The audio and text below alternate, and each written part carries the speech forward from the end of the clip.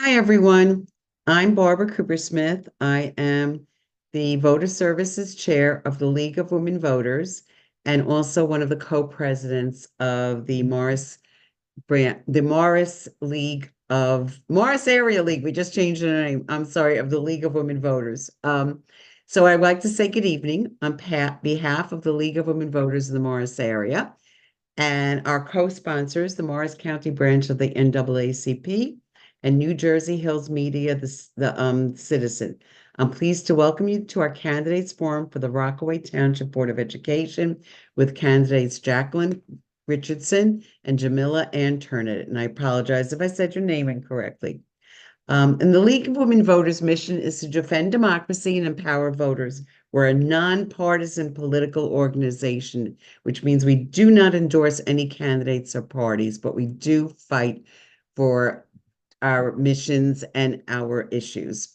We encourage informed and active government participation. Elections and voting are core concerns. We are committed to providing fact-based information about issues and the positions candidates take to help voters make their own decisions and participate in the electoral process. And the league is again, I said it's a nonpartisan organization, and membership in the league is open to people 16 years and older of all gender identities. You do not need to be a member to volunteer, and we gladly welcome your help. Remember to make your vote count in this election. There are 3 ways to vote. You can vote by mail, you can vote early in person starting October 26th, or on election day, Tuesday, November 5th. To learn more about early voting, vote by mail, polling locations, if you're registered, how to register, all that good stuff, visit vote411.org. I'd like to, at this time, welcome our co-sponsors for this debate. Vanessa Brown is a third vice president, New Jersey NAACP State Conference. She's the president of the NAACP Morris County branch, and she's also the North New Jersey branch president's coordinator. Vanessa, your turn. Thank you. Good evening, everyone. And congratulations to you candidates for being brave enough to join us this evening and to allow the citizens to interview you, if you will. Again, my name is Vanessa Brown. I am the third vice president for the New Jersey State Conference of the NAACP. And I'm also a Morris County ambassador, just to let you know. I don't think you all were aware of that. But I'm here to shed light on the NAACP. It stands for the National Association for the Advancement of Colored People. We were formed in 1909. We are nonpartisan, but very political.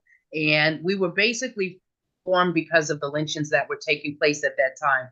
They were enormous. And so a bunch of diverse people got together. W.E. Du Bois and Mary Wells got together and formed the NAACP. You can visit our website, look and learn more about the NAACP at naacp.org. It is $30 to be a member for 1 year. We have a Morris County branch, and we're celebrating our 92nd anniversary on November 8th. And you'll see and hear more information about that. But again, we're here to ensure the political, educational equality of minority group citizens of the state and to eliminate race and prejudice. The NAACP works to remove all barriers of racial discrimination through the democratic process. Thank you for your time and congratulations and best of all to both of you. Thank you. Thank you, Vanessa. This debate is being live streamed on the Morris Area League's YouTube channel and will be available afterward for viewing. We encourage you to share the link to the entire recording of the event, but please do not edit or make public any excerpts. At this time, I would like to introduce our moderator, Nancy Hedinger. Nancy is a league-trained moderator. She knows how to be nonpartisan, and she is not from this voting district, so she can be unbiased. She will introduce the candidates and outline the format for this evening. Thank you so much.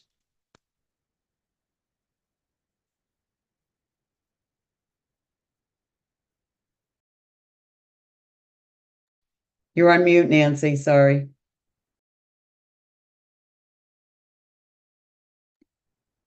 I'm so sorry. Thank you, Barbara. I'll try that again. I'm pleased to be with you tonight as your League of Women Voters moderator, and I'd like to start by thanking your candidates, Jacqueline Richardson and Jamila Ann Torn, for making the time to participate in this important virtual forum. Prior to this evening, voters were given an opportunity to submit questions for the candidates online. These varied questions have been reviewed by the League and this evening's sponsors for length, clarity, and language.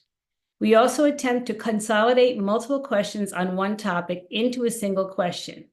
So while your specific question may not be asked, it is represented in the questions we are asking. Now let's review the format of the debate. This forum will be divided into 3 parts. First, each candidate will deliver a 1.5-minute opening statement. We are going to do this. We're going to start with the candidate who starts with the opening will not be the one who starts with the closing. Following open statements, I will ask each of the candidates a question from the list of questions submitted online by the voters of Rockaway Township. Questions have not been shared with the candidates in advance. And finally, the candidates will have 1.5 minutes. The candidates will have 2 minutes to answer. The candidates will have 1 minute to answer each question. The timekeeper will hold up a card. It's not a card. You'll actually see yellow on your screen, which gives a 30-second warning, followed by an alert when the time is up, which is a red screen. At that point, the candidates will be allowed to finish their sentence, and we'll move on to the next question with the next person. Time limits will be strictly enforced. After both candidates have responded to a question, they'll be offered an opportunity for 1 30-second rebuttal for that particular question. Following the Q&A, each candidate will deliver a 2-minute closing statement. And now we will begin with opening statements. The first one to go will be Jackie Richardson.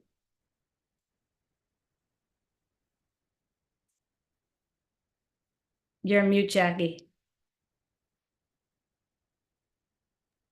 There we go. Sorry about that. Good evening, and I'm so very happy to be here this evening. My name is Jackie Richardson, and I am running for the Rockaway Township Board of Education. It's a point of pride and privilege that I'm here tonight advocating for myself to earn one of the open seats for the Rockaway Township Board of Ed. I'm very happy to be here this evening to discuss my candidacy and firmly believe that my 33-year background and experience in public education makes me the best candidate for one of these seats. First and foremost, thank you to the League of Women Voters for planning and organizing this event this evening. I think it's extremely important that the community learn about who their candidates are and what they stand for.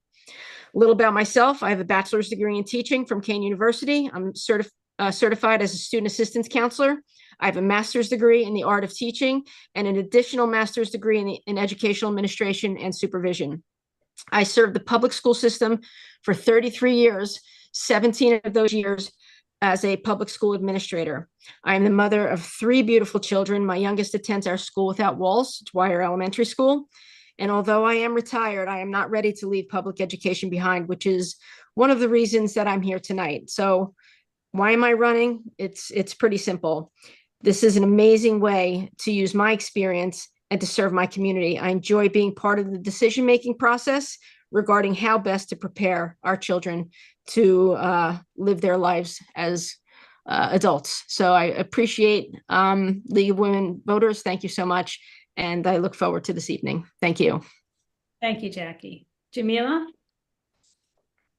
Good evening. I am Jamila Torn, and I am running for the Board of Education in Rockaway Township because I believe a strong board has members who put students, staff, and the community first. I have over 15 years of educational experience both in and out of the classroom, specifically with special education. I understand how programs work, run, and benefit all types of learners. I also understand how when programs are neglected, that we are not the strongest district we can be. I know these next 3 years are crucial with ensuring that our district continues on the trajectory of forward thinking on policies that will emerge. I believe that all children should receive an excellent education in a safe and supportive environment that enables them to be successful, not just today, but for their and our future. I am an advocate for not just one group, but for the diverse needs of our community and our schools.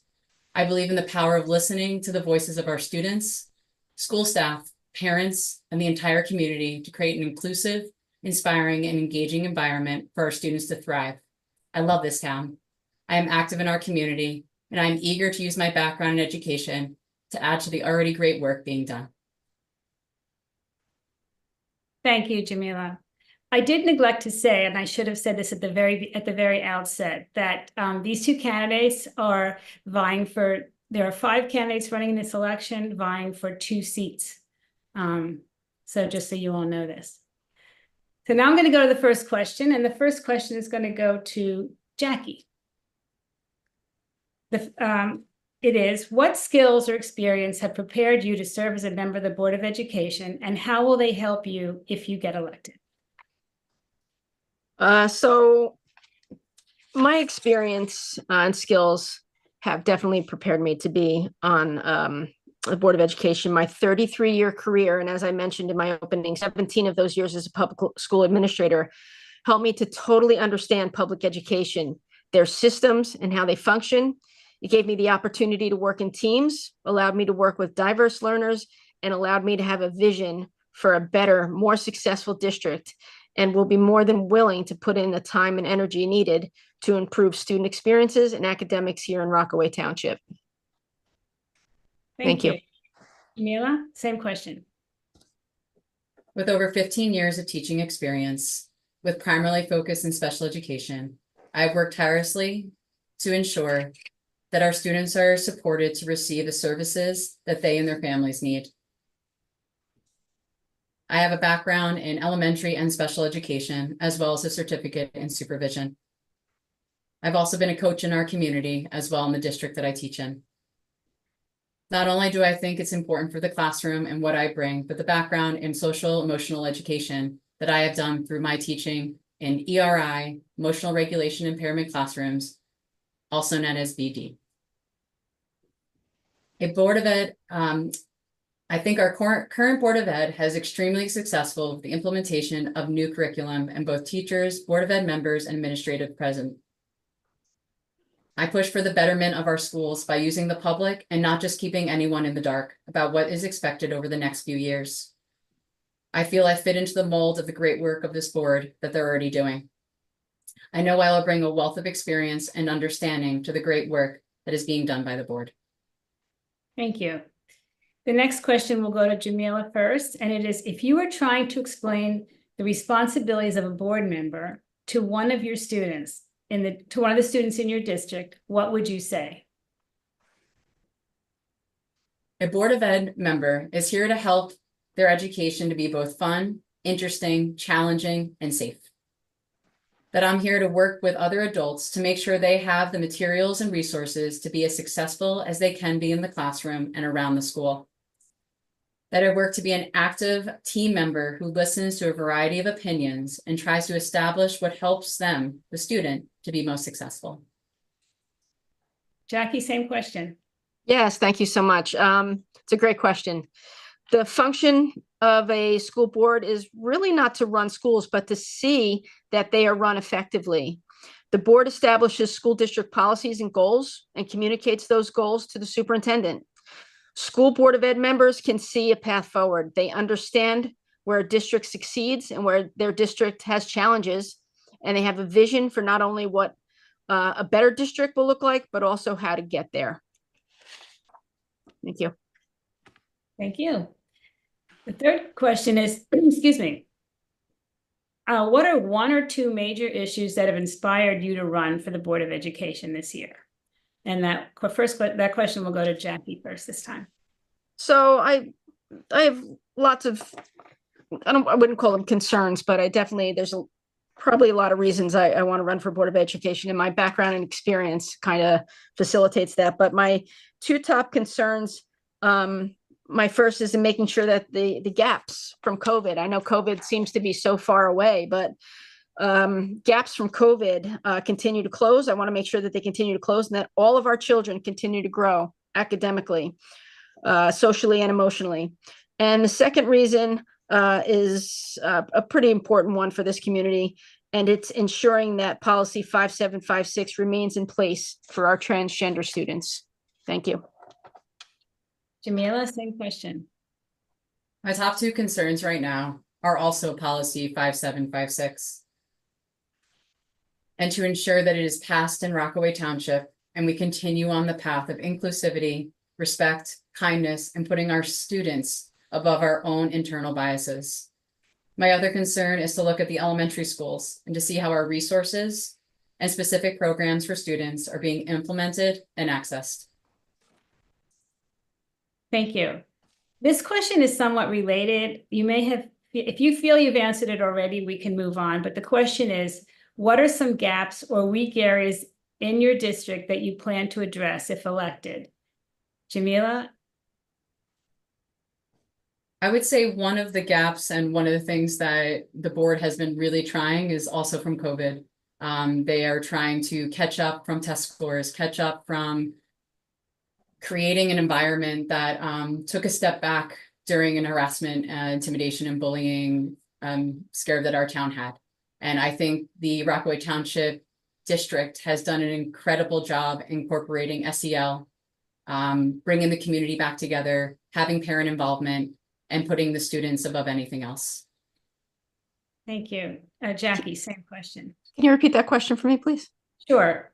What are some gaps or weak areas in your district that you plan to address if elected? So yes, I'm going to concur with Jamila. Everything that she said is spot on. But speaking of academics, I personally think in most districts, math got hit very hard. The gap in math, the online learning. Although, as a principal, my school was prepared for online learning. It's just a different animal. So the gaps in education, the gaps in math, the gaps in language arts, the communication, kids, how they learn to communicate, all those things have to be brought back. And the teachers, God bless the teachers, working so hard to get back to some sense of normalcy. And although we're almost there, and again, COVID seems so far away, we're almost there, there still is that residual effect from COVID. So like I said, I concur with what Jamila said about this town and what this town has been through and the bullying. The academic gaps as well need to be addressed. And we are getting there. We're closing the gaps, but they're still there and we still see them through our standardized testing. And yeah, that's where I'm at. Thank you. Thank you.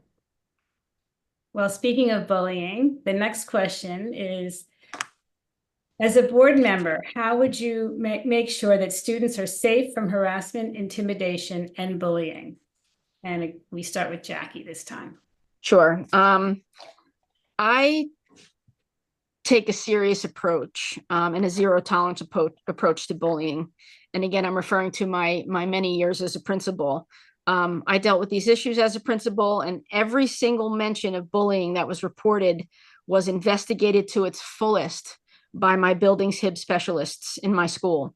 Students are being bullied for who they are, specifically our transgender population. These types of issues, when bullying anyone, especially a protected class of people, opens the township up to legal litigation. Very specific guidelines and policies and consequences need to be developed and implemented in order for students to take bullying seriously on all levels.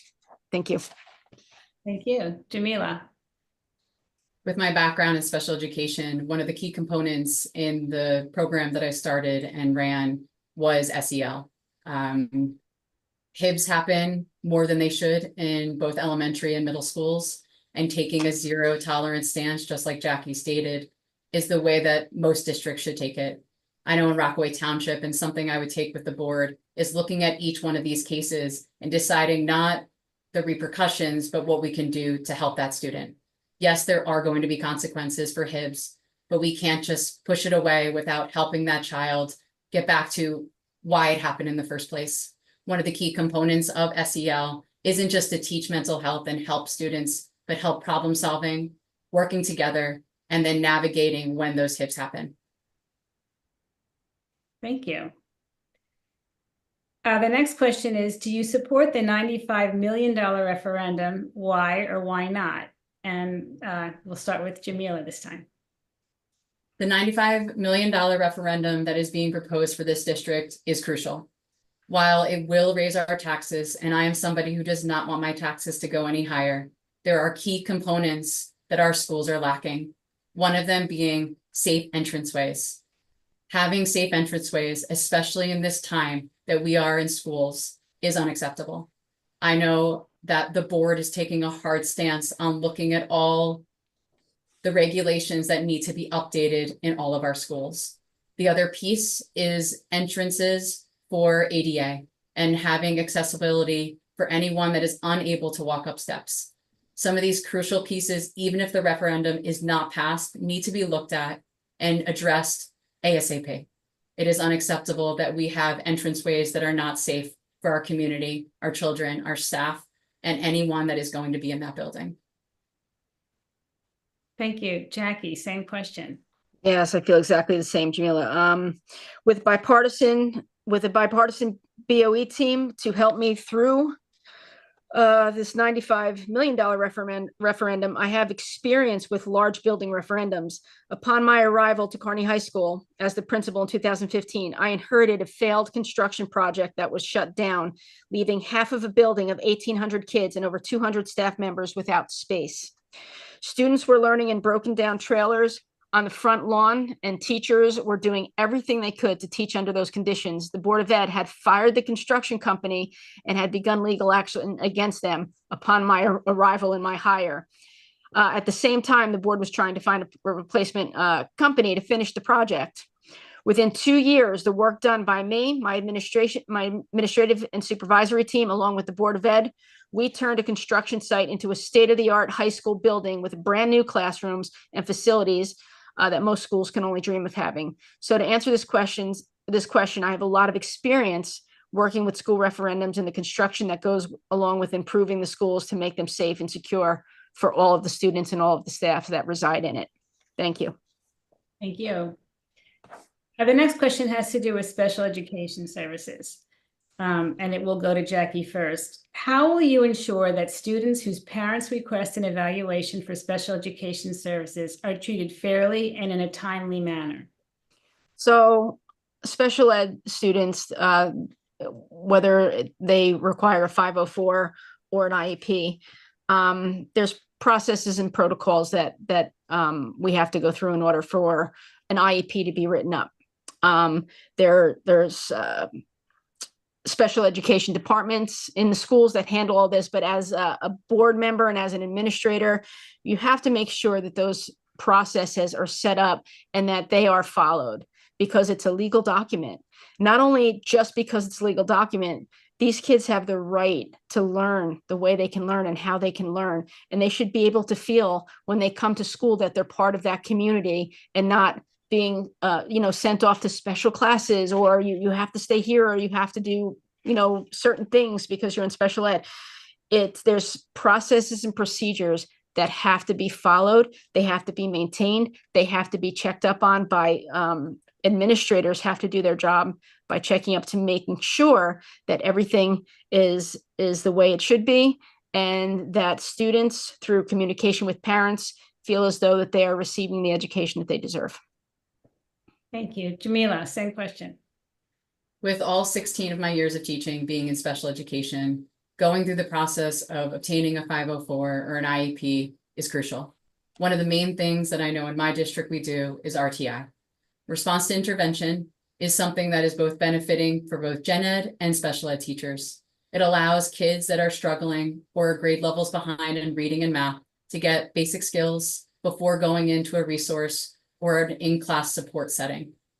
Once these RTI processes are put into place, these students are flagged. It allows parents to be incorporated in those meetings and decide what accommodations can be done in the classroom, and if there needs to be more services that help outside of the classroom as well. As somebody that has gone through each one of those processes, both RTI, 504, and IEPs, I see that it is a difficult topic to sit with parents and discuss. One of the main things I do in those meetings is to make a parent feel seen. Explain what each one of these mean, not use a lot of elementary or special ed jargon, but make sure that they are a part of the conversation and understand why we're taking the steps that we're taking. Thank you. You've mentioned 57, 56 already, but the question is, it deals with that. What is your position on the New Jersey Department of Education's guidance policy number 57, 56, and why? And you may want to explain what that is briefly in your response. Jamila? 5756 addresses the rights of transgender students in public education. One of the protections that come with 5756 is transgender students having a right to be who they are in a public school setting without teachers outing them to their parents. One of the feelings I have on this policy is if you are in a home that is supportive and understands who you are as a person, you don't need these protections in school. It is for the children that don't feel supported at home, don't feel seen, and are subjective to their own parents' feelings on how the world runs. 5756 is a protection for all students. It doesn't put transgender students in a place of being bullied and harassed. It also allows transgender students to be protected by their teachers who they put their trust into. In this policy, it also shows protection for students that aren't transgender, that they also have a right, if they are uncomfortable, to have a different location to change in a locker room or use a different bathroom. This is something that protects all students and continues to make school a safe environment for every single type of child that walks into the doors. Thank you.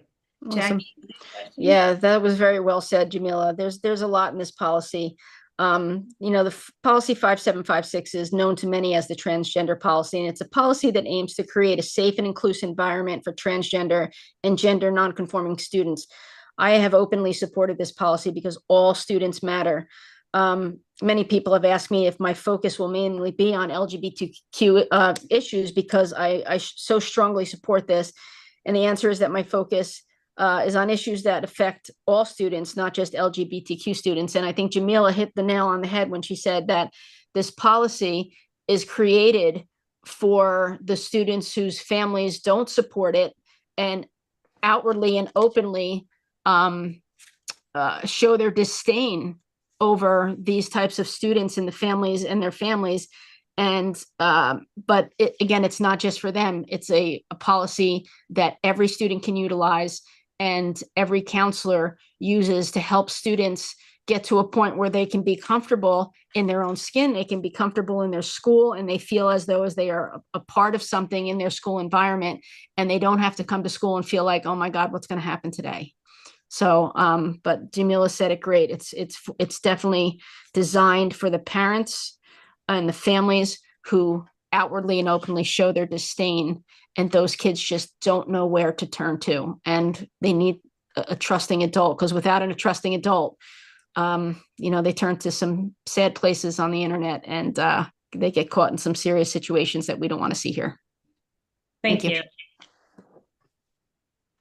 No, neither of you wanted to rebut anything. So just to remind you, if you want to rebut anything. No, we're okay. Just I now, am anyway.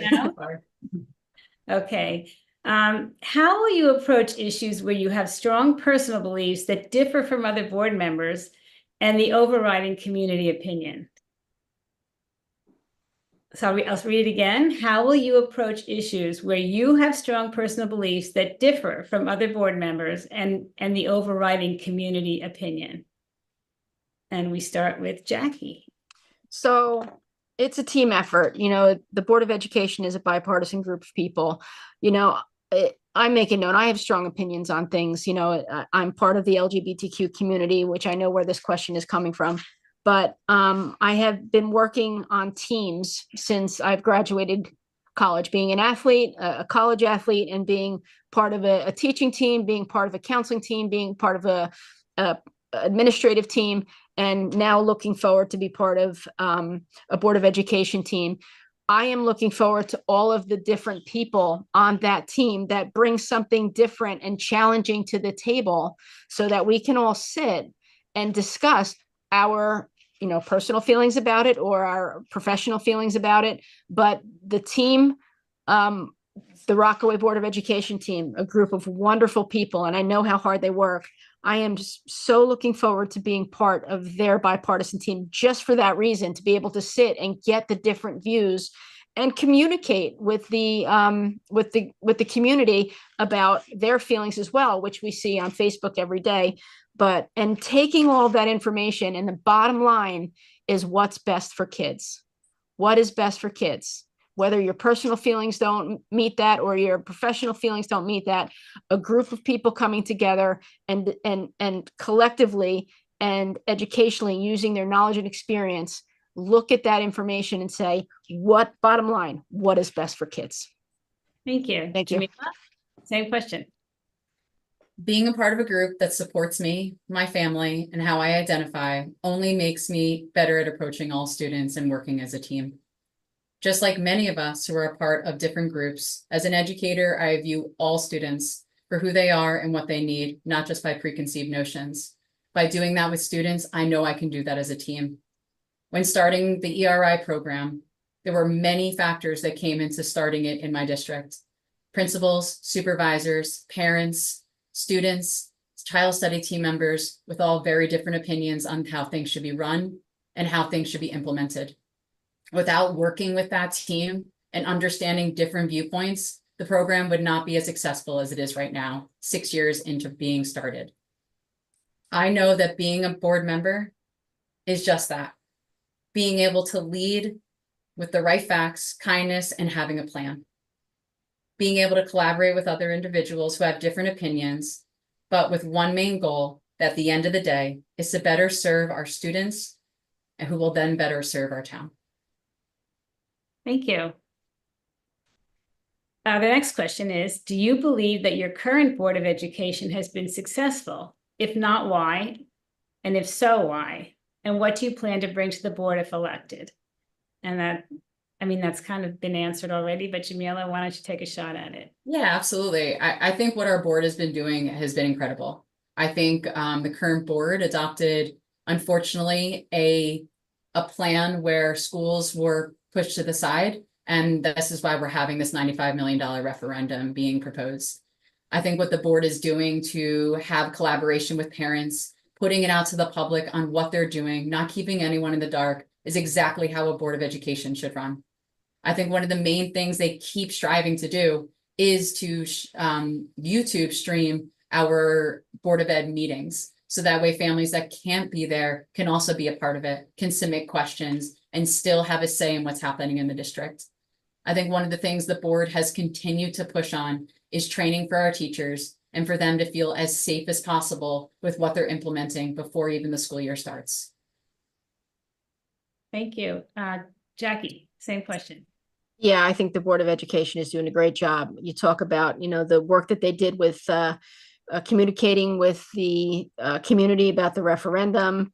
Even look at what happened. I'm not sure if you all know what happened today, but there was a lockdown in the middle school today, and the board and the administration made sure that people were communicated with and that everybody knew what was going on, even in the midst of an emergency when parents are calling and parents are driving up to the school.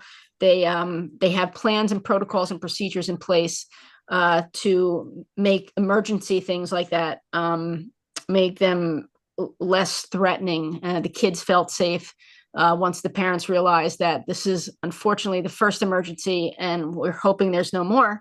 But I think they did a great job. And it's the board policies and procedures and guidelines that put in place things like that. But, our board, they every 2 weeks, they sit in a circle and they invite the community to come in, and they invite everybody to talk to the board and talk to the community about their feelings and what they think is good and what they think is bad. And our board takes a very professional stance and is very communicative and make sure that they answer all the questions that they can possibly answer to make our community feel safe and included in the processes of our school. So I think they're doing a great job, and I'm so looking forward to the opportunity of possibly being a part of that. Thank you. Okay, so the next question is, should you be elected to the Board of Education, what will be your area of focus, and on what committees do you want to serve? And that takes us to Jackie again. Areas of focus for me, again, I have a couple areas of focus, but it's obviously continuing to bridge the gap from COVID. I wanted to make sure that all of our students are represented not just some of our students. And really just working with the team to go over policies and curriculum and making sure that we have age-appropriate academics in place, making sure that our curriculums are all in line and in order. I just really look forward to the good work of the Board of Ed and what they bring to a district like Rockaway Township, because it's a pretty large district. Even though it's a K through 8, it's a pretty decent sized district. So, I just look forward to being part of that group and part of the decision making process and making sure that we communicate well with the community. Thank you, Thank you. Jamila. I think one of the things that sets me apart is my background in special education. I think being able to serve on committees that take a look at programs, work with both parents, teachers, administrators on what's working and not working, and not coming in and bulldozing everything, making sure that if it's working, let's continue making it work. And if it's not working, where are the holes and those gaps that we can kind of fill in? My other strong background is SEL. I've taught it explicitly for the last 6 years on a daily basis, helping students with counseling skills, as well as working with our guidance counselor and our school psychologist. I think that is something when incorporated with our Board of Education, and it might be something that is already being implemented and thriving in Rockaway Township, but that is something as a committee, something I would love to be a part of, to bring my background and to see the great work that's being done and what else I can add to it. Thank you. This next question is from a parent. I mean, a lot of them were from a parent, but this one specifically said that they were a parent. And the question is, I feel strongly that social and emotional learning is fundamental to academic success. Without engaged students and teachers in partnership, there won't be success. What is your understanding of social emotional learning, and how is it being taught in schools? Jamila? Social emotional learning is a fundamental piece to any success in the classroom and at any job. By teaching these students the fundamentals of problem solving, handling conflict, expressing their emotions with a calm and safe body, then allows them to be free to express themselves when a problem does occur. We all know when problems fester inside of us, we are not our best problem solvers. It does not allow us to concentrate on the work that is in front of us. In my district, we use Sanford Harmony to teach a daily SEL lesson and do a class meeting and check-in. We also have our guidance counselor come in once a month to teach a different SEL topic to the class. The students look forward to this and these pieces of their day because it allows them to see this isn't just a kid lesson. This is an adult lesson and a life lesson, something that we were helping them through to be better in their academics and in their lives. Thank you. Jackie? Yes, again, working with the team of bipartisan board members, working to bring best practice to create a safe and supportive environment, allowing students to practice SEL through academic learning, relationship building, and explicit lessons on social and emotional skills. I would certainly love to see the schools introduce and provide mindfulness techniques to help students manage their stress and develop some emotional intelligence. There are also so many resources available to schools, but it is critical that districts don't just provide like a canned plan, that they must identify the specific needs of the district when it comes to SEL, the children of the district, and choose those resources that fit the needs of our students. Not what costs the least. So there's so many plans out there, and we can sit here and say, this is what we do, this is what we wouldn't do. But without really studying the school and being involved in the Board of Ed and studying the school and knowing what our kids need, just canning a plan wouldn't work. So providing all of these types of things to these kids that really give them the opportunity to thrive is what's critical. Thank you. Believe it or not, this is the last question I have. So it is, in what school district or community activities or organizations have you been involved? And that's Jackie first. So in what activities? Can you repeat that question? School district or community activities or organizations. So District here in, or community? Okay, so here in speaking of Rockaway, I was part of the PTA. I coach recreation softball and soccer with my daughter. I volunteer for a lot of the nights at my daughter's school. They're always looking for volunteers. So any opportunity that I get to be involved, I go to all of the events. And if they need, they know me when I walk in. If they need somebody to sit at a table and do something, I just volunteer my time. But if not, I spend the time with my daughter. But yeah, I mean, it's anything and everything I try to get involved in here, but definitely the PTA, the wonderful nights that Dwyer Elementary School puts on for our families and for our kids. I volunteer for those. I provide snacks and things like that, just to make sure that it runs smoothly and effectively. But I am very involved in the town sports and the schools, being that my daughter does go to school here. Thank you. Jamila? I'm currently in the Parsippany Troy Hill School District, and I've been for the last 14 of my 16 years of teaching. There, I have been a part of K-Kids, Student Council, Expressive Reading, head coach for 7 years, and heavily involved with my teacher union. I served as a teacher liaison on our school's PTA and have recently started and then restarted because of COVID, a safe space committee at my current school to help foster more of an SEL goals that we're working on a daily basis.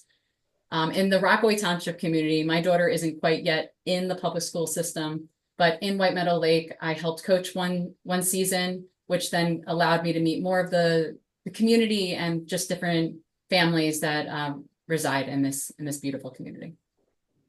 Thank you. So that brings us to our closing. And so our next part of this event is to have our candidates give their 2-minute closing statements. And since Jackie went first with the opening, we'll ask Jamila to go first with the closing. Tonight, my running mate and I had a chance to show you the humans that we are, and that we are willing to take the time to show the public that we are educated individuals who just want what's best for this town. As I tell most people, I am an open book. I want to help solve problems that will arise with not just one solution and opinion, but weighing out all the options and choices. I want to be a sounding board for how to come up with the solutions as a member of the board team. I would be honored to serve this town for the next 3 years alongside a board already doing fantastic work for this district and community. I have intentions of coming to the board with a vision of forward thinking, fresh views on topics, and being able to provide perspectives as part of the team. I value other perspectives and challenge others to lead with kindness, understanding, and assess what can be the most supportive and productive environment for all. In closing, our mission statement in Rockaway states to inspire all children to strive to meet their fullest potential by providing a challenging and nurturing environment. With the right people in place, we can continue to provide that for all of our students. Thank you. Thank you. Jackie, your closing statement? Jamila beat me to the mission and vision. Good one. But I second that, Jamila. Very good job. Jamila and I have the experience that the Rockaway Township needs to be a part of this bipartisan team that will be handling a magnitude of issues before the board. There's a $95 million referendum on the board, and you want experienced people to be on the board and sitting and making the decisions with the team on that. Jamila and I have over 50 years of public school experience. And of course, with my 17 years of public school administration, that gives us the experience needed to work with an amazing team of board members to make Rockaway Township Schools one of inclusivity and focuses on safety, security, and an environment that's conducive to learning so that our students can thrive in a place that they can call home. Let me say that again. They can thrive in a place that they call home. That's critical. I am without doubt, and I know that Jamila also is without a doubt, ready and willing to take on these challenges. Thank you so much. And League of Women Voters, I thank you so much for putting on this event this evening to showcase what we can do and what we have to offer. I appreciate that. Thank you so much. Well, thank you. Before we go, we want to thank the candidates for participating in this evening and sharing their views on issues that are important to the community and to them. We also want to thank our co-sponsors, NAACP and Morris County Chapter, and the Denville Citizen, which is part of New Jersey Hills Media. We want to remind everyone again to make your vote count. There are 3 ways to vote. Vote by mail, early in person from October 26th to November 3rd, or on Election Day in person that Tuesday, November 5th. To learn more about early voting, vote by mail, polling locations, and other voting information, visit vote411.org or lwvnj.org, which is our state website. I finally want to thank our audience for joining us. And again, don't forget to vote and remind your friends and families to vote as well. Thanks again.